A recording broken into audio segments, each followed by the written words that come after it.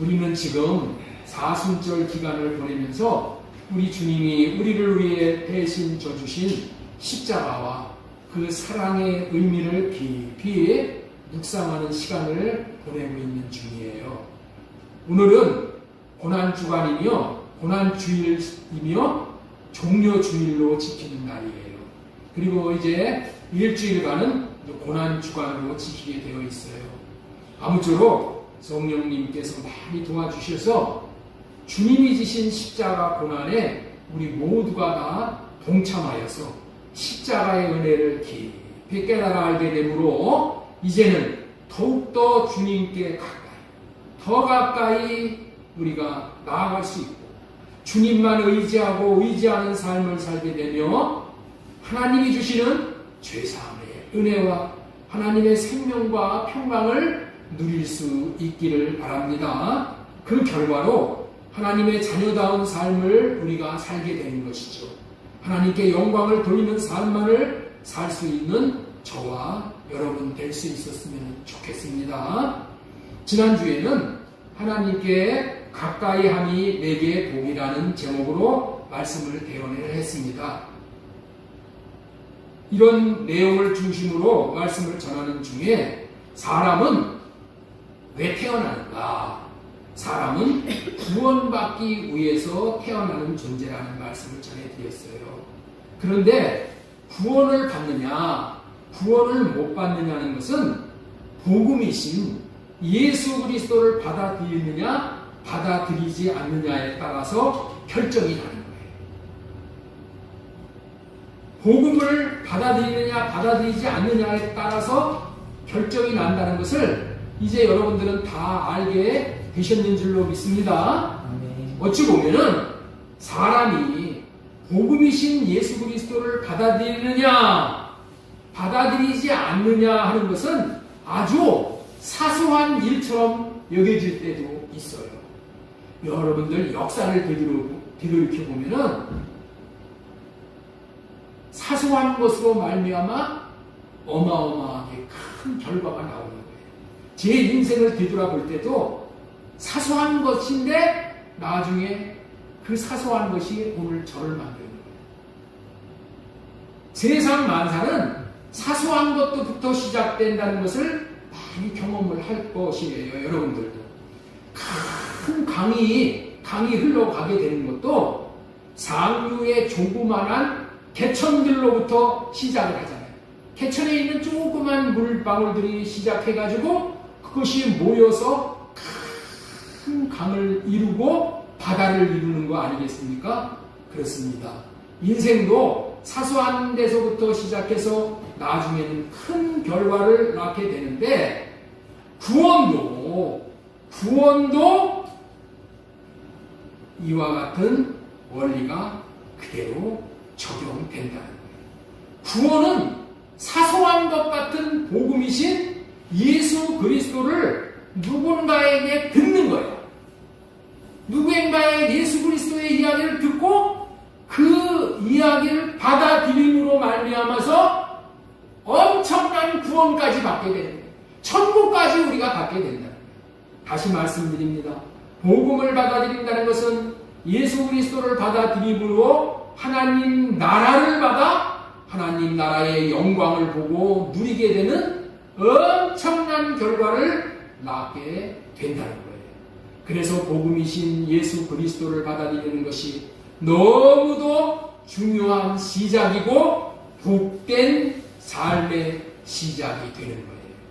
말씀드린 바대로 사람은 복음이신 예수 그리스도를 새 언약의 중보자로 받아들여야만 구원을 받는 것인데 불행히도 사람이 예수 그리스도를 받아들이지 못하는 이유가 있다는 거예요. 이 사소한 것처럼 보이는 이 예수 그리스도를 받아들이니 구원을 받고 못 받고를 결정하는 것이지만은 불행하게도 이 세상에는 구원받는 사람보다 구원받지 못하는 사람이 몇 천 배, 몇 만 배 많다는 거예요. 그렇다면 이토록 중요한 예수 그리스도를 받아들이지 못하여 구원받지 못하는 이유가 무엇일까요? 예? 예수 그리스도를 받아들이지 못하는 이유가 무엇이냐는 거예요. 이거 생각해 봐야 되지 않겠느냐. 이 주제에 대해서 여러분들 심각하게 우리가 받아들여야 된다. 여러분들은 이에 대해서 생각해 본 적이 있으셔요? 왜 구원받지 못하는 사람이 그렇게 많을까? 생각해 보신 적이 있다면 그 이유는 무엇이라고 여기셨어요? 구원받지 못하는 이유가 무엇이라고 여기십니까? 오늘 그런 주제를 오늘 말씀드립니다. 사람이 구원받지 못하는 이유, 그 답이 무엇이냐? 선입관 때문이야. 선입관. 그 선입관이 그토록 복음을 받아들이는데 절대적인 방해물이 되는 거예요. 그렇다면 선입관이라는 것이 무엇입니까? 사전에서 설명해주고 있는 선입관이라는 것은 여기에 올라와 있는 말씀이에요. 먼저 선이에요. 먼저 들어온 생각. 어떤 사람이나 사물 또는 주의나 주장에 대해서 직접 경험하기 전에, 자신이 이미 경험하기 전에 이미 마음속에 형성된 고정관념이나 견해, 이것을 선입관이라고 한다는 거예요. 마음속에 형성된 고정관념이나 견해라고 했는데 이것을 어렵게 생각할 필요가 없어. 고정관념이나 견해가 뭐예요? 이것이 육신의 생각이 아주 굳어버린 거야. 육신의 생각이 아주 굳어버린 거예요. 이 상태를 고정관념이다, 선입관이다, 그렇게 얘기하죠. 고정관념이 나의 선입관이 되어져서 마음과 생각에 자로잡고 있으면 새로운 좋은 어떤 것을 받아들일 수가 없게 되는 거예요. 이 선입관이 구원을 받아들이지 못하게 하므로 구원까지 받느냐 받지 못하냐를 결정하게 되는 그러한 중요한 요인이 된다는 거예요. 그래서 하나님께서 인간을 구원하시고자 하는 이런 문제들에 대해서 미리 경종을 주시면서 이런 육신의 생각으로부터 나오는 고정관념인 선입관을 불식시켜버릴 것을 깨우쳐 주시는 말씀이 오늘 본문의 말씀입니다. 특별히 오늘 본문의 말씀은 예수님이 이 땅에 오시기 벌써 700년 전에 장래에 하나님이 보내주시는 구원자, 메시아, 그리스도, 그는 이런 분으로 보내주실 것임을 미리 예언을 한 말씀입니다. 700년 전에 예언한 말씀이 오늘 본문의 말씀입니다. 너무도 중요한 말씀인 거예요. 그래서 오늘 본문은 구약의 복음서라고 부르는 그런 말씀이에요. 이 복음이 저와 여러분들의 영혼을 살리는 생명의 양식이 되기를 축원합니다. 네. 오늘은 구원을 주시는 이 말씀을 잘 깨달아 이해하고 믿음으로 받아들임으로 모두가 다 구원에 이를 수 있는, 그리고 구원의 기쁨과 감격을 누릴 수 있는 계기가 되어지기를 바라는 마음으로 예수 나를 위하여, 예수님 나를 위하여라는 제목 아래 첫 번째 전해드리고자 하는 제목의 말씀은 구원의 큰 장애물은 선입관이다. 오늘 두 가지의 선입관에 대해서 말씀을 드리는데, 첫 번째, 왕의 자격에 대한 선입관이에요. 구원의 큰 장애물, 내가 구원받는데, 우리 자녀가 구원을 받는데 큰 선입관이 있는데, 첫 번째 선입관, 우리가 갖고 있는 선입관이 뭐라고요? 왕의 자격에 대한 선입관이에요. 우리가 먼저 알아야 할 것은, 사람이 구원받는 것은 예수 그리스도를 자신의 마음의 왕으로, 다시 말해서 주님으로 받아들여야 하는 거예요. 이 말은 사람이 구원받는다는 것은 하나님 나라 안에 들어가는 것인데, 어떤 사람을 하나님 나라에서 받아주는가 하면은 하나님 나라의 왕이 하나님이라고 시인하는 사람을 받아준다는 거예요. 예수 그리스도를 하나님 나라의 왕이라고 시인하는 자를 하나님 나라에 들어가도록 한다는 말이에요. 그 하나님의 나라에 들어가 하나님께 속하는 것이 구원이야. 만약에 어떤 사람이 미국에 이민을 가기 위해서는 미국의 대통령이 트럼프라고 시인을 해야 들어갈 수 있는 것이죠. 만약에 미국의 대통령이 러시아 대통령 푸틴이라고 말한다면 이 사람은 러시아 간첩이구나 그렇게 알고 쫓겨난다. 미국에 못 들어가. 같은 원리로 하나님 나라인 천국에 들어가기 위해서는 반드시 예수 그리스도가 하나님 나라의 왕, 천국의 왕이라고 시인을 해야 한다는 말이에요. 그렇다는 말씀이 로마서 10장 9절의 말씀이에요. 우리 한번 읽어보겠습니다. 네가 만일 내 입으로 예수님을 주로 시인하며, 예수님을 주로 시인한다 뭐야? 주인이다, 왕으로 시인하며, 사람들은 예수님을 왕이 아니라고 죽여버렸어. 그렇죠? 하나님께서 예수님이 왕이 아니, 예수님이 죽으신 이유는 예수님이 왕이라고 했기 때문에 죽는 거야. 예수님이 왕이 아니라고 죽였는데 하나님께서 그 죽인 예수를 다시 살리셨어. 다시 살렸다는 게 그게 무슨 얘기야? 예수가 왕이라고 하나님이 인정을 해주셨다. 인정하셨다. 죽은 예수 그리스도를 살려서 왕으로 다시 세웠다는 것을 마음으로 믿고 고백하는 자를 구원받게 하신다는 말씀이 로마서 10장 9절의 말씀이에요. 그뿐 아니라 사람이 마음으로 예수가 왕이라고 믿으면은 죄 문제를 해결한 의인이 되는 거야. 사람이 마음으로 믿어 의에 이르고, 사람이 마음으로 뭐를 믿어? 예수 그리스도가 왕이라고, 예수 그리스도가 주라고 믿는다면은 그 사람이 의인이 되는 거란 말이에요.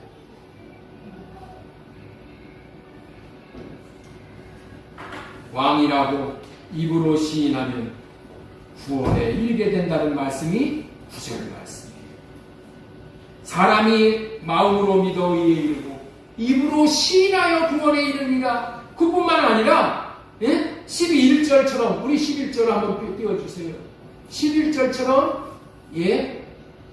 누구든지, 성경에 이르되 누구든지, everybody, 누구든지 그를 믿는 자는 부끄러움을 당하지 아니하리라. 누구든지 예수님을 주님이라고 왕이라고 마음에 믿는 사람은 천국에 들어가는 구원을 받는 데 있어서 못 들어가는 부끄러움을 당하지 않는다는 거예요. 여러분들, 우리가 가장 부끄러움을 당하는 게 뭐가 부끄러움을 당하는 거예요? 돈이 없어서 부끄러움을 당해요? 먹을 것이 없어서 부끄러움을 당하는 거야? 그런 건 부끄러움이 아니야. 뭐가 부끄러움을 당하는 거야? 다른 사람은 다 천국에 들어갔는데 나만 천국에 못 들어가. 그게 부끄러운 거야. 그게 부끄러운 거야. 예? 그런데 누구든지 그를 믿는 자, 예수 그리스도를 왕으로 믿는 자들은 부끄러움을 당하지 않는다는 거야. 천국에 못 들어가는 부끄러움을 당하지 않는다는 거예요. 그리고 왕이 공급해 주시는 것을 받고 살게 됨으로 말미암아 궁핍하지 않고 부유한 인생살이를 살게 된다는 말씀이에요. 11절 다시 한번 보겠습니다. 11절 마지막 12절 유대인이나 헬라인이나 차별이 없음이니라. 한 분이신 주께서 모든 사람의 주가 되사 그를 부르는 모든 사람에게 부유하게 하시는도다. 결론은 예수 그리스도를 주님, 왕이라고 인정하고 부르는 자는 구원을 받게 된다는 말씀이에요. 그래서 13절 누구든지 주의 이름을 부르는 자는 구원을 받으리라.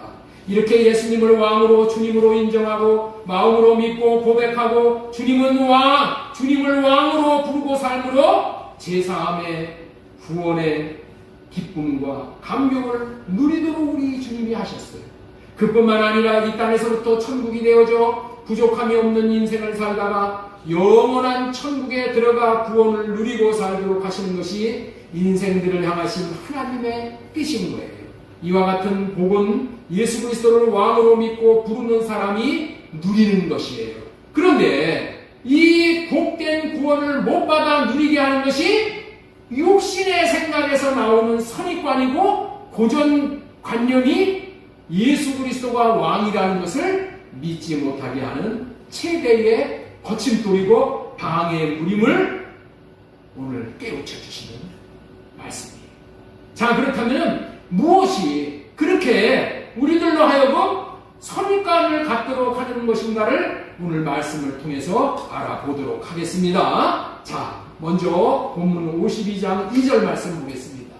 자, 이 말씀 잘 한번 우리 경청을 한번 해봅시다. 너무 중요한 말씀이니까. 그는 주 앞에서 자라나기를 연한 순 같고 마른 땅에서 나온 뿌리 같아서 고운 모양도 없고 풍채도 없은즉 우리가 보기에 흠모할 만한 아름다운 것이 없도다. 그는 멸시를 받아 사람들에게서 버림을 받았으며 강고를 많이 겪었으며 질고를 하는 자라. 마치 사람들이 그에게서 얼굴을 가린 것 같이 멸시를 당하였고 우리도 그를 기이 여기지 아니하였도다. 이 말씀이 무슨 말씀이냐?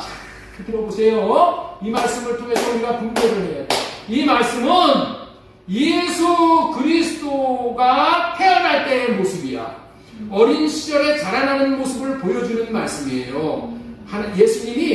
예수님의 겉모습인 육신의 모습을 묘사한 내용이에요. 예수 그리스도가 하나님 앞에서 자라나는 모습을 보니까 연한 순과 같이 나온 거야. 연한 순. 싹이 나올 때 그 모습의 연한 순은 누가 조금만 건드려도 손상을 입고 부러져 버리잖아요. 상한 갈대와 같이 꺾여 버리잖아요. 예수님의 육신의 모습은 이렇게 연약했어요. 볼품이 없을 정도였어요. 그리고 예수님의 자라는 환경은 마른 땅과 같았어. 마른 땅.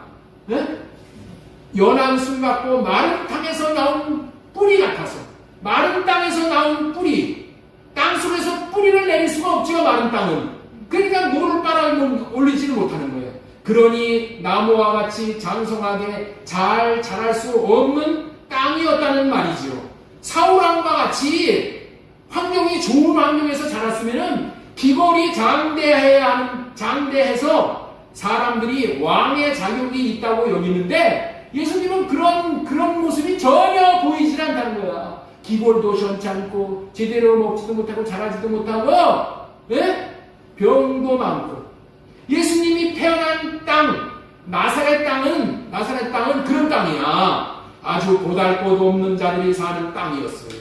오늘날 강남과 같은 땅이 아니라는 거예요. 강원도 부석과 같이 돌짝밭과 같이 인재들이 나올 수 없는 척박한 땅이 나사렛 땅이에요.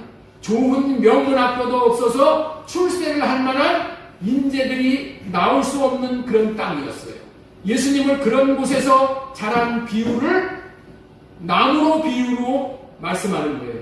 나무의 모양이 고운 모양도 없고 풍채도 없고 흠모할 만한 아름다운 것이 없었다는 거예요.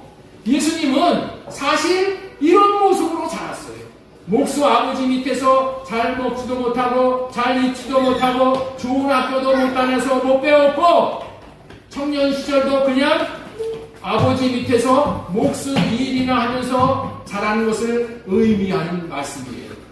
그러니 사람들에게서 별별일 없는 존재라고 멸시를 받으면서 자랐다는 거예요. 어디에다가 예수님은 이력서를 들고서 얼굴을 내밀 만한 스펙을 쌓지를 못했어. 그 말씀이 어떤 말씀이에요? 이사야 53장 2절 말씀이에요. 2절 말씀.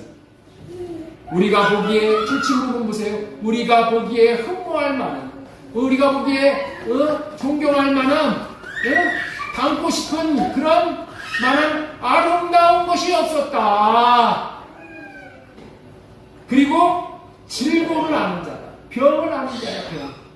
질고. 마치 사람들이 그에게서 얼굴을 가렸어. 너무 흉측해서 얼굴을 가렸다는 거예요. 그래서 귀히 여기는 사람이 하나도 없었다는 말이에요. 그렇다면 잘 들어보세요. 이런 예수 그리스도를 사람들에게 왕으로 모셔라 라고 한다면은 사람들이 이런 예수를 왕으로 인정을 하고 모실 수가 있겠냐는 거예요. 이런 예수가 너희 왕이다 라고 한다면은 누가 왕으로 받아들이겠느냐는 거예요. 자기들이 원하는 것을 챙겨줄 수 없는 무능한 왕이 분명한데 이런 예수님을 왕으로 받아들일 수가 있었겠어요?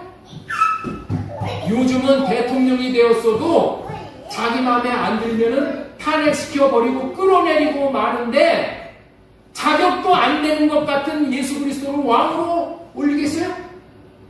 이런 왕을 자기 마음에 모시겠어요?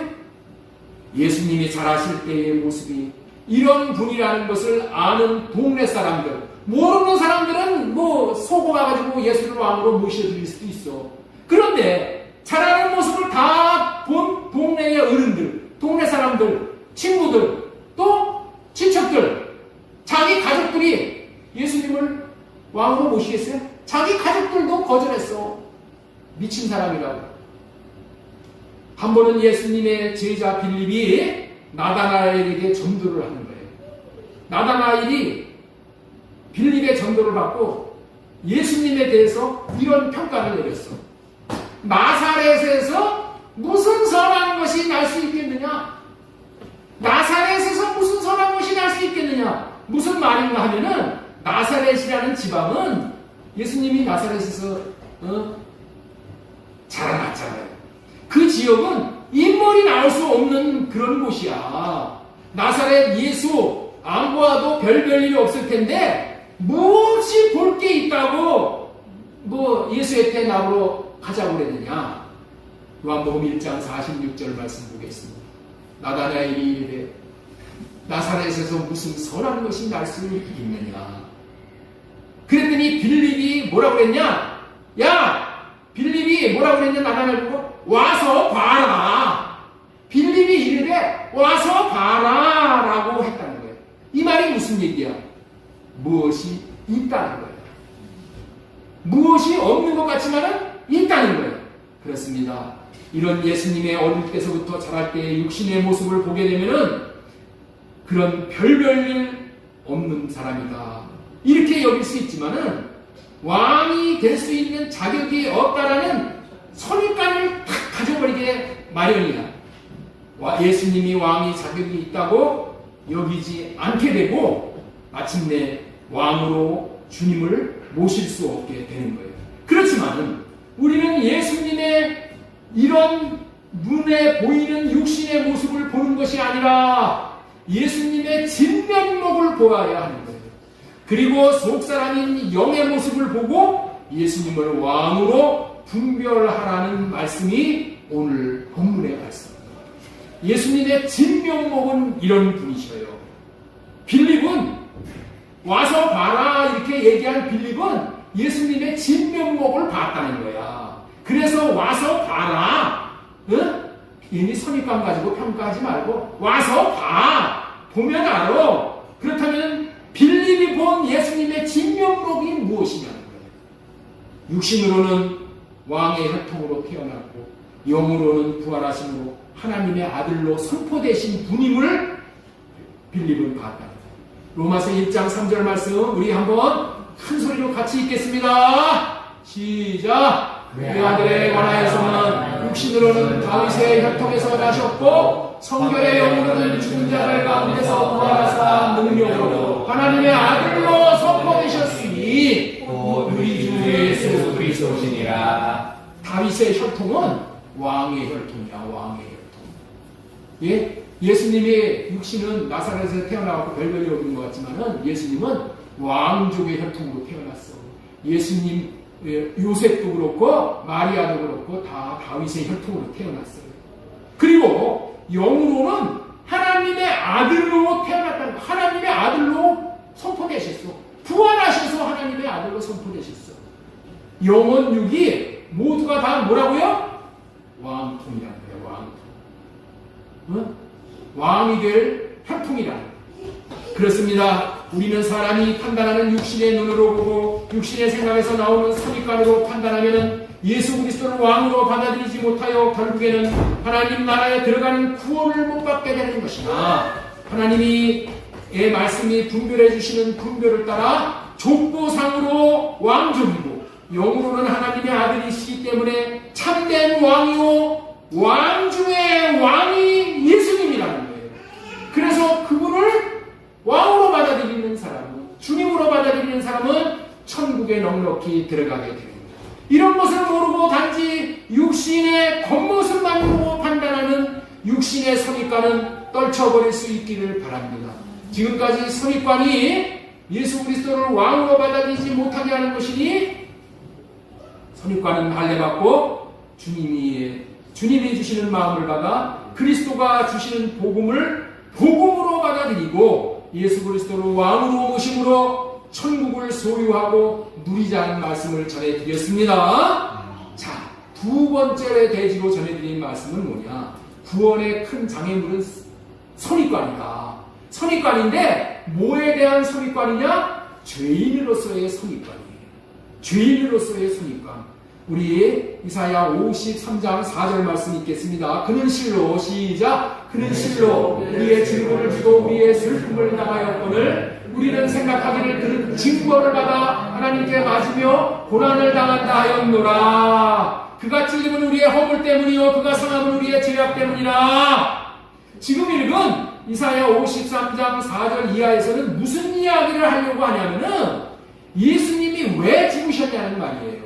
죽으신 이유는 인생들의 죄 때문에 죽으셨다는 거예요. 저와 여러분들의 죄 때문에 죽으셨다는 거예요. 우리 죄를 해결해 주기 위해서 우리의 죄를 넘겨받으시고 예수님이 십자가에 죽으셨다는 말씀을 확실하게 밝히시는 내용이에요.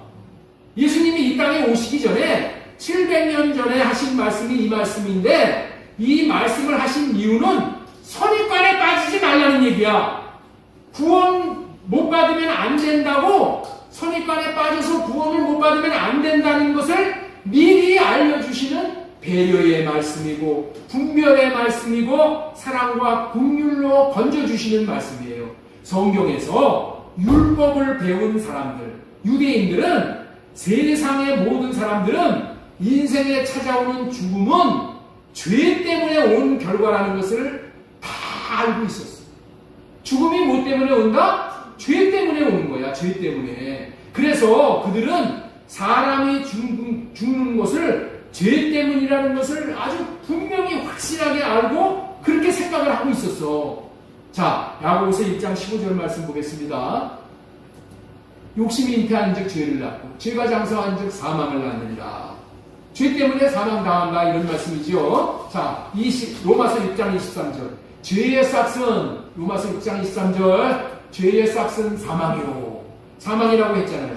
그리고 죄 문제를 해결하지 못하면 끝까지 사망의 굴레를 벗을 수가 없는 거예요. 그런데 하나도 예외가 없이 모든 사람이 사망을 다 당하잖아요.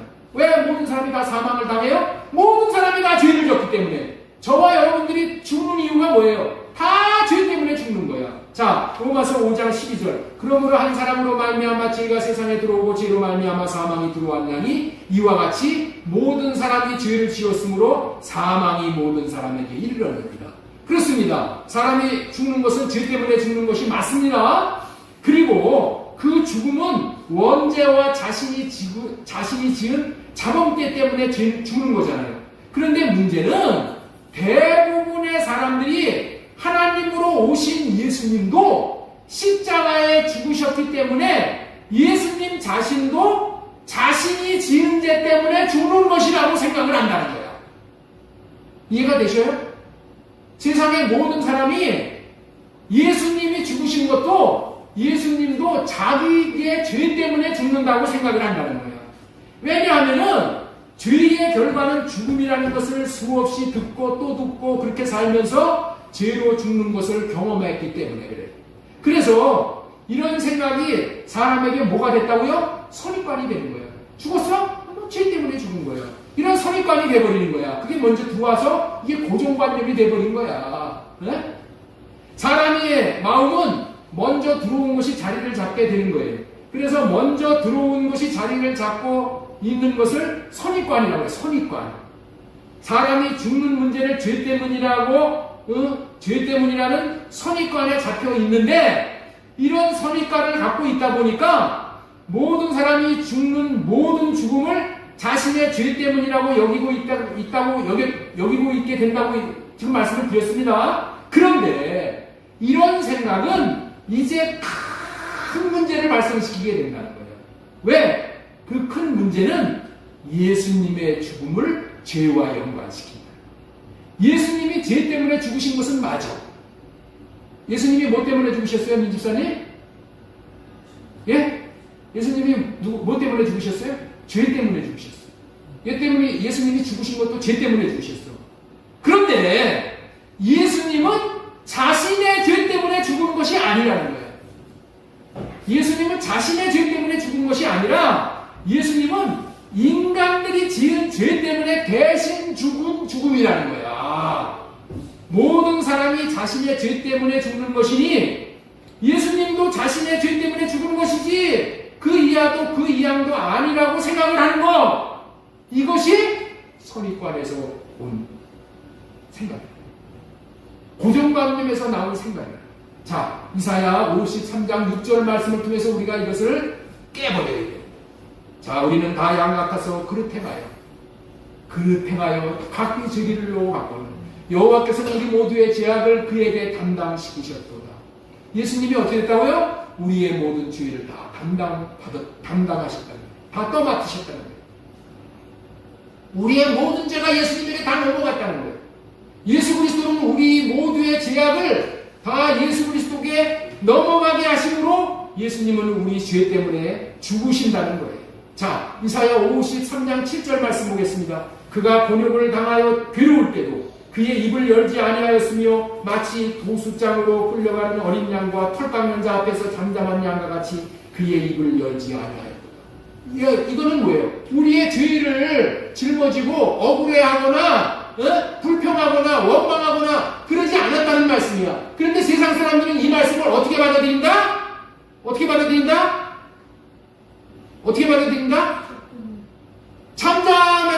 잠잠한 모습을 보니까 자기 죄 인정한 거야. 예수님 자기 죄 인정하고 죄 때문에 죽은 것이라고 받아들인 거야. 이렇게 됩니다. 예수님께서는 대신 죽음을 당하시면서 원망이나 불평이나 억울해하거나 항변을 하지 않고 잠잠하게 입을 열지 않고 죽으셨어요. 이게 중요한 거예요. 그렇게 하시는 모습을 보니 자기 죄 때문에 죽음을 인정하고 달게 받는 것이지 자기 백성의 허물과 죄악 때문에 죽는다고 누가 생각을 했겠느냐라고 반문을 하는 말씀이 이사야 53장 8절 말씀이에요. 자, 우리 한번 이 말씀을 보겠습니다. 그는 곤욕과 신문을 당하고 끌려갔으나 그 세대에 누가 생각하기를 그가 살아있는 자들의 땅에서 끊어지면 죽어버리면 마땅히 형벌받을 내 백성의 허물 때문이라고 하였겠느냐. 누가 백성들의 죄 때문에 예수님이 죽었다고 그런 말을 하냐는 거야. 그런 말을 하는 사람이 아무도 없다 그런 얘기예요. 누구도 자기 백성들의 죄와 허물 때문에 백성들을 위해서 죽는다고 여기지 않았다는 말씀이 이 말이야. 그렇죠? 이해가 되시죠? 이 말씀? 예. 이렇게 여긴다는 거예요. 이렇게. 그렇게 생각하게 된 것은 모든 사람은 자기 죄 때문에 죽는다는 선입관에 빠져 있기 때문이라는 거예요. 그렇습니다. 선입관은 참으로 무서운 것입니다. 예수님도 자기 죄 때문에 죽는다고 여기면 예수 그리스도가 우리에게 베푸시는 죄 사함을 주는 십자가의 대속을 무효화시켜버리게 되는 거예요. 선입관을 그래서 우리는 끊어버려야 하는 거예요. 우리는 이런 선입관을 주는 생각을 지워버려야 하는 거예요. 만약에 이 생각을 지워버릴 수가 없어서 예수님이 십자가에서 죽으신 것도 예수님 자신이 죄가 있어서 자신의 죄 때문에 죽는 것이라고 생각을 한다면 이 사람은 영원히 자신의 죄 문제를 해결하지 못하고 사망을 당하게 되는 거예요. 영원한 사망을 당하게 되는 거예요. 모든 인간은 죄가 있기 때문에 자신의 죄 때문에 죽을 수밖에 없으나 예수님은 죄가 없으신 분이기 때문에 다른 사람의 죄를 대신 짊어지고 대신 죽을 수가 있는 분이에요. 그런데 예수님도 자기 죄 때문에 죽는다고 여긴다면 자신의 죄를 대신 해결해 줄 수 있는 사람은 이 세상에 아무도 없는 거예요. 네? 예수님도 자기 죄 때문에 죽었다고 여기면 내 죄는 해결이 안 돼요. 예수님이 내 죄 때문에 죽였다고 이거를 여기고 믿어야지 그것이 죄사함의 은혜가 임하게 되는데 그렇게 믿지 않으면 이 세상에서는 내 죄를 해결받을 곳이 아무래도 그렇게 됨으로 자신은 결코 죄에서 구원받을 수 없게 되는 결과를 초래하는 것이 되는 거예요. 그렇다면 사람들은 왜 이렇게 생각을 하고 있느냐? 결국에는 마귀가 죄를 해결할 수 없도록 교묘한 수법을 부리고 있다. 마귀가 주는 육신의 생각이 고정관념이 되어져서 예수님도 죄 때문에 죽는 것이라고 라는 생각을 집어넣죠. 이 생각이 뭐라고요? 육신의 생각은 사망, 육신의 생각은 하나님과 원수가 되고, 육신의 생각은 하나님을 기쁘시게 할 수 없다. 우리의 죄를 해결 못하게도 육신의 생각을 집어넣어서 이것이 고정관념이 되고 선입관이 되게 해가지고 예수님 지죄 때문에 죽은 거예요. 옛날에 제가 대학교 다닐 때 토플 강의를 듣는데 토플 강의를 하는 강사가 느닷없이 그런 얘기를 하는 거야. 토플이나 가르쳐주면 되는 거지. 거기다 예수님이 얘기를 하는 거야. 예수님도 자기 죄 때문에 죽은 거야. 그렇게 얘기를 하는 거야. 똑똑하다는 사람들이 예수님 자기 죄 때문에 죽었어. 여러분들 이거를 분명히 해결해야 돼요. 지금 모든 사람들이 예수님을 받아들이지 않고 사는 모든 사람은 다 이 생각에 걸려 있는 거예요. 마귀가 주는 이 생각에 붙들려 있는 거예요. 그래서 오늘 이 말씀을 예수님이 오시기 전 700년 전에 하나님께서 미리 말씀을 예언을 하시는 거예요. 우리는 이 하나님의 말씀을 마음에 새기고 고정관념을 끊어버려야 하는 거예요. 그 방법이 육신의 생각을 하나님 앞에 할례를 구하는 거예요. 이 문제가 왜 이리 중요한지 다시 한번 정의하겠습니다. 예수님이 자신의 죄 때문에 죽었다는 이런 고정관념으로 생각이 지배를 당하고 있다면 예수님과 나와는 아무런 유익을 줄 수 있는 관계를 맺을 수가 없는 거예요. 그 결과로 자신에게는 예수님이 필요한 사람이라는 생각을 하지 못하게 되는 거예요. 예수님이 나는 필요가 없어. 그러니까 나 혼자도 살 수 있어.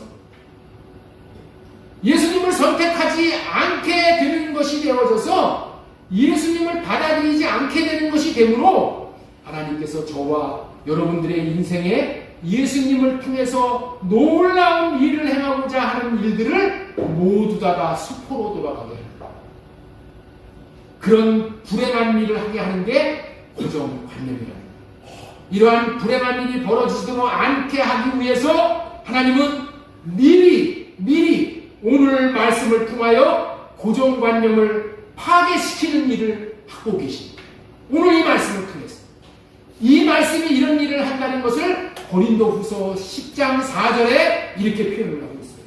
우리 외에 싸우는 무기는 육신에 속한 것이 아니라 오직 어떠한 견고한 진도 무너뜨리는 하나님의 능력이다. 하나님의 능력을 옛날 성경은 하나님의 강력이라고 쓰는 거예요. 모든 이론을 무너뜨려버리는 거예요.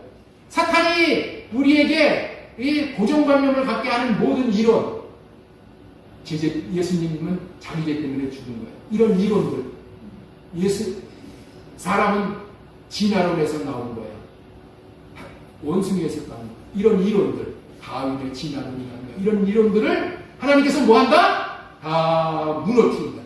뭘로 무너뜨린다? 하나님의 말씀으로. 하나님의 말씀이 뭐하다고요? 강력인 거예요. 강력. 능력인 거예요. 하나님을 아는 것을 대적하여 높아진 것들을 다 무너뜨리고 모든 생각을 바로잡아 그리스도에게 독점합니다.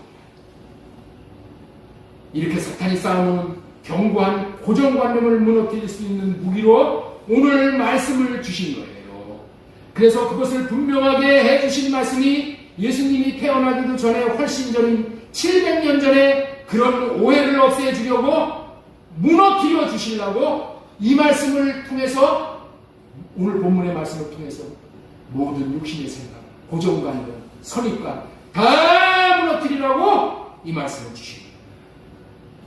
하나님은 이사야 선지자를 통해서 분명히 그렇지 않다. 예수님은 예수님의 죄로 들어가신 것이 아니라 우리의 죄 때문에 들어가십니다. 선입관에 사로잡히지 말라고 하시는 말씀이 오늘 본문의 이사야 53장 4절 이하의 말씀입니다.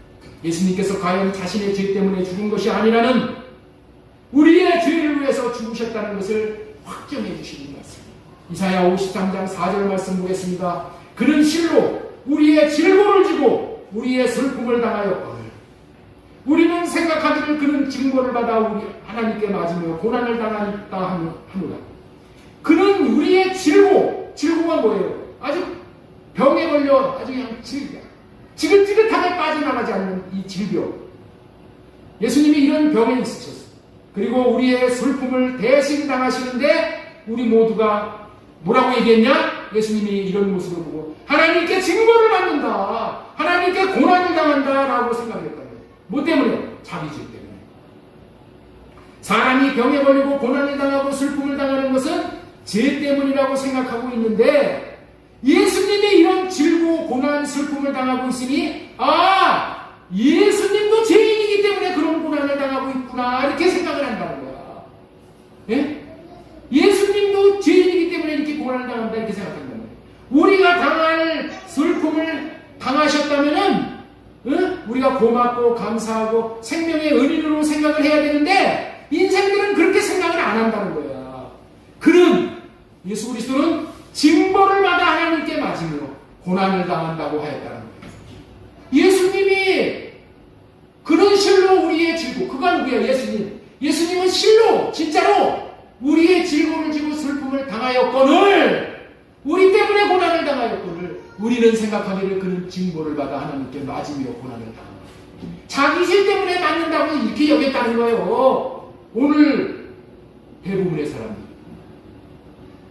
사람들이 그런 거예요. 이것이 문제라는 거예요. 이것이. 예수 그리스도도 자기 죄 때문에 당한다고 말한다는 거예요. 그런데 그래서 이렇게 말을 할 것이기 때문에 하나님께서 예수님을 구세주로 보내시기 700년 전에 이미 예수님이 십자가를 지고 죽으실 때에 사람들이 이렇게 말할 것이라고 예언을 해주십니다. 속지 말라. 사람들은 이렇게 말할 것이다. 너희들은 여기에 빠지지 말라. 이거 다 사탄이 주는 그런 생각이에요. 우리들이 왜 이렇게 세상 사람들이 왜 이렇게 말한다고요? 그것은 선입관 때문에 그렇게 말한다는 거예요. 선입관이 이렇게 무서운 거예요. 그래서 주님께서는 선입관을 깨고 나오라고 하는 거예요. 선입관이 뭐예요? 달걀의 껍질과 같은 거야. 이 껍질. 이거 깨고 나와야지 병아리가 나와. 우리의 선입관이 뭐예요? 육신의 생각이 우리의 선입관으로 우리를 둘러싸고 있으면 나오지는 못해요. 자유를 못 누려요. 우리의 허물과 죄 때문에 예수님이 당하셨다. 징계를 받으셨다. 우리에게 평화를 누리도록 하시려고 예수님이 채찍에 맞으셨다. 그래서 우리가 나음을 받았다. 우리를 위해서 채찍을 맞으시고 찔림을 당하시고 죽음을 당하신 것은 우리에게 나음을 주시기 위해서였다라는 것입니다. 그렇습니다. 죄는 우리가 지었는데 죄에 대한 형벌은 예수님이 당하신다는 말씀. 이게 거룩한 교체예요. 우리의 죄와 저주와 형벌은 예수님이 가져가시고 예수님의 생명을 우리에게, 예수님의 안식과 평강을 우리에게 주십니다. 예수님은 우리가 당할 형벌을 대신 당해 주심으로 우리는 형벌과 심판 대신 살리심을 받게 된 거예요. 얼마나 은혜로우신 말씀입니까? 우리는 이 은혜로 사는 자들입니다. 에베소서 2장 4절 말씀 보겠습니다. 긍휼이 풍성하신 하나님이 우리를 사랑하신 그 큰 사랑을 인하여 허물로 죽은 우리를 그리스도와 함께 살리셨고 너희는 그 은혜로 구원을 받은 것이다. 허물로 죽은 우리를 살리시기 위해 예수님이 고난을 당하시고 죽으신 거예요. 예수님은 자기의 죄가 아니라 우리의 죄 때문에 죽으셨다는 거예요. 예수님은 나를 위하여, 우리를 위하여 십자가에서 고통을 당해 주신 것입니다. 예수님이 나를 위해서 그런 고통을 당하신 거예요. 제가 어렸을 때 한동안 유행하던 간증을 하나 소개하겠습니다. 신앙이 좋은 며느리를 맞이한 믿지 않는 시어머니가 이제 며느리를 통해서 복음을 들었어. 그래서 이제 이 시어머니가 세례를 받으시기로 되어 있어요. 그래서 이제 세례를 받으시기 위해서 며느리한테 이제 문답 공부를 하는 거야. 예? 그런데 며느리가 시어머니에게 자꾸만 강조를 하는 거야. 강조. 어머니, 목사님이 예수님이 왜 죽으셨냐고 물으면은 나의 죄 때문에 죽으셨다고 대답하시는데요. 예수님이 나의 죄 때문에 죽으셨어요. 이렇게 대답하라고 하자 어머니가 알았다. 내가 대답 잘하기에 하고 이제 목사님에게 가서 세례 문답을 받게 되었어요. 역시 목사님이 이 질문을 하는 거야. 어머니, 왜 예수님이 십자가에 달려 죽으셨어요? 왜 죽으셨어요? 이렇게 질문하니까 시어머니가 이렇게 대답을 했어. 우리 며느리 죄 때문에 죽으셨어. 우리 며느리 죄 때문에 죽으셨어. 라고 대답을 해서 난처하게 되었다는 거예요. 시어머니는 며느리가 나의 죄 때문에 죽으셨어요. 나의 죄 때문에 죽으셨어요. 그렇게 말하라고 하니까 그대로 우리 며느리 죄 때문에 죽으셨어요. 이렇게 얘기했다는 거예요. 이거 웃고 넘어갈 일이 아닙니다. 며느리의 죄가 아니라 나의 죄 때문에 돌아가신, 물론 며느리 죄 때문에 돌아가신 거야, 며느리는. 그렇죠? 나의 죄 때문에 돌아가신 겁니다. 이거 분명히 우리가 알아야 돼. 이거를 우리는 근데, 이거 웃기는 얘기 같지만은, 이거를 몰라. 나의 죄 때문에 돌아가신 거야. 우리는 예수님이 자신의 죄 때문에 죽으신 것이 아니라, 우리의 허물과 죄 때문에 죽으신 것을 분명히 알고, 어떠한 선입관을 가져오는 육신의 생각도 할례받고, 주님이 우리를 얼마나 사랑하셨으면 이렇게 사랑하셨는지를 깨닫고 예수님을 받아들여 제사함의 구원과 생명 누림의 구원을 누리도록 해주신 것을 평생 잊지 말고 기억하며 믿고 또 믿고 감사하며 살아야 마땅한 것입니다. 믿으면 하나님의 영광을 보게 되는 것입니다. 이 믿음으로 날마다 하나님의 영광을 보고 제사함의 은혜와 생명과 평강의 은혜를 누리며 살 수 있기를 축원합니다. 딱 5분 안에 끝내도록 하겠습니다. 배지 하나만 더 하겠습니다. 예수님 나를 위하여 죽으셨다는 제목으로 오늘 첫 번째 전할 말씀이 뭐예요? 구원의 큰 장애물은 선입관입니다. 뭐에 대한 선입관? 왕의 자격에 대한 선입관. 왕의 자격에 대해서 응집을 내는 거야. 예수님은 왕이라는 거야. 두 번째 큰 장애물은 선입관이 뭐야? 예수님이 죄인이라는 선입관. 자, 그 다음에 세 번째는 뭐냐? 속죄물을 드리시기 위한 제물로 죽으셨다. 예수님은 속죄물로, 우리를 속죄하기 위한 죄물로 죽으신 거야. 죄물로. 하나님 앞에 죄 문제를 해결하는 것은 죄에 대한 대가로 형벌만 받는 것으로 끝나는 게 아니야. 형벌만 받는 것으로 끝나는 게 아니라 하나님 앞에서 죄 문제를 해결하는 것은 하나님 앞에 제물을 가지고 나와서 제사를 드려서 하나님이 제사를 받으시고 흡족하다고 여기셨을 때 용서해야 죄 문제가 해결되는 거예요. 이게 죄 문제가 해결되는 방법이에요. 자, 그래서 성경에서는 이 죄 문제를 해결하는 제사에 대해서 5가지의 제사를 말씀하고 계십니다. 5가지 제사. 이 5대 제사가 뭐냐? 번제, 소제, 화목제, 속죄제, 속건제야. 이 5가지 제사를 통해서 죄 문제를 해결하는 거예요. 오늘 본문에서는 속건제물이 나와. 속건제물. 이 제물은 속건 제사를 드릴 때 쓰는 제물이에요. 자, 오늘 본문 말씀 보겠습니다. 55장 10절 말씀 보겠습니다. 55장 10절 말씀. 여호와께서 그에게 상함을 받게 하기를 원하사 질고를 당하게 하셨은지. 예수님을 십자가에서 상에게 질고를 당하게 했다는 거야. 왜 그랬다? 그 영혼을 속건 제물로 드리도록 합니다. 속건 제물로 드려짐으로 말미암아 이제 우리의 죄가 다 해결돼. 속건 영혼을 위한 속건 제물을 드리기에 이르면은 어떻게 되냐? 그가 씨를 보게 된다. 예수님이 자기가 속건 제물로 드려져서 죽잖아요. 그러면 예수님이 뭐를 보게 된다? 생명의 씨를 보게 된다.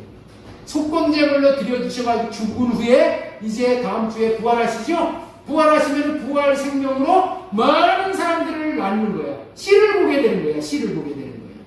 이것이 뭐냐? 여호와께서 기뻐하시는 하나님의 뜻이야. 예수님의 한 사람의 죽음으로 말미암아 많은 영혼들이 다 하나님의 생명으로 살아나는 이런 제물로 예수 그리스도에서 드려지는 거예요. 그는 11절 그가 자기 영혼에 수고하는 것을 보고 만족하게 여길 것입니다. 예수님이 이제 십자가에 죽고 돌아가셨지만은 나중에 이 씨들이 살아나는 것을 보고 예수님이 이야 내가 죽기를 잘 죽었구나. 내가 죽지 않았으면 이런 생명의 씨앗들이 없었을 텐데 이렇게 예수님이 만족하게 되신다는 거예요. 속건 제사는 뭐냐?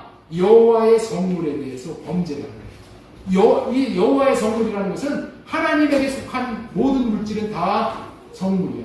우리도 그렇고 하여튼 세상에 있는 하나님에게 속한 거 드려진 건 다 하나님의 성물이에요. 그런데 하나님의 성물을 범한 거야. 다시 말해서 이런 얘기야. 아담이 하나님이 주신 성물을 마귀에게 다 갖다 바친 거야. 에덴 동산에. 이런 범죄지요. 네, 그리고 여호와의 계명을 지키지 못하는 거. 속건제물을 언제 드리냐면은 하나님의 성물에 대해서 범죄를 하고 여호와의 계명을 지키지 못할 때 드리는 제사야. 우리는 하나님의 성물에 대해서도 하나님의 계명을 지키는 일을 순종하는 일에도 하지 못했잖아요. 예? 이렇게 죄를 짓고 산단 말이에요. 그래서 이 벌을 받아서 사망에 이르는 거야. 그래서 예수님이 이 사망을 명쾌해 주시기 위해서 예수님 자신이 속건제물로 드려지는 거야. 속건제물로 드려져서 대신 고난과 사망을 당해주신 거야. 속건제물로 드려지려면 속건제물을 하나님 앞에 드리는 제물은 죄가 없고 깨끗하고 거룩한 것만 제물로 드려질 수 있잖아요. 예수님은 죄가 없이 죽으신 거야. 그렇기 때문에 예수님의 죽음은 예사로운 죽음이 아니라 제물로 드려지는 죽음이라는 의미를 기억해야 되는 거예요. 예수님이 하나님 앞에 자기 몸을 제물로 드리는 제사를 하나님이 받으시고 기뻐하셨어요. 다른 말로는 흠량을 하셨다. 흠량하셨기에 우리는 이제 죄사함을 받게 된 것이고 하나님 앞에 생명의 씨로 우리가 태어나게 되는 거예요. 그리고 영원한 복을 누리게 되는 존귀한 자들이 된 것이고 하나님 나라를 누리는 구원의 백성들이 되는 거예요. 이런 만극한 은혜를 베푸시기 위함이 예수님이 우리를 위하여 지신 십자가예요. 십자가. 예수님이 나를 위하여 죽으신 의미라는 거예요. 할렐루야. 이번 고난주간에 이런 의미를 기억하시기 바랍니다. 예수님이 십자가는 단순한 죽음을 의미하는 것이 아니라 하나님이 받으시는 향기로운 제물로 드려진 십자가이고 고난이고 죽음이 영원한 복과 구원의 십자가임을 기억하시고 이제 앞으로는 십자가를 사랑하실 수 있는 저와 여러분들 받으실 수 있길 바랍니다. 십자가로 말미암아 우리에게 주시는 하나님의 생명, 하나님의 마음으로 사는 저와 여러분들 다 되어지기를 예수님의 이름으로 축원합니다.